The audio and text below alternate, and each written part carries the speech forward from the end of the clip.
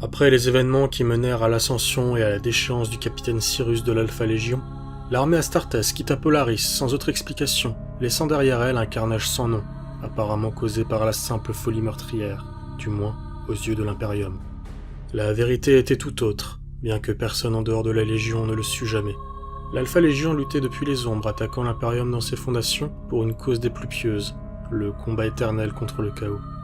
Le Warp n'est que le reflet de la psyché humaine, et les entités conscientes appelées dieux du chaos ne sont que des concentrations d'émotions primaires.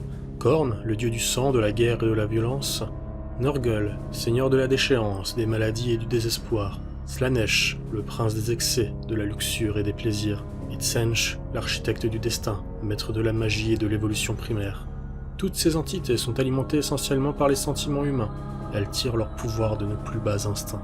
Et là où l'Imperium combat dans une guerre d'usure perdue d'avance, l'Alpha Légion a d'autres méthodes et vise le mal à la source.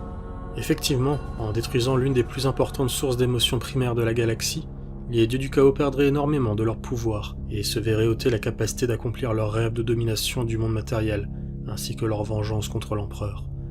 Tel est le point de vue de l'Alpha Légion, prête à sacrifier son espèce dans le but de protéger le reste de la galaxie de l'erreur d'un seul homme.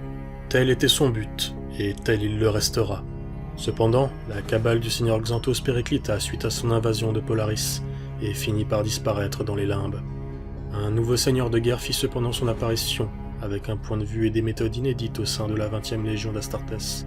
Ce seigneur cherchait à sauver l'humanité, en mettant à bas cet impérium voilé d'obscurantisme.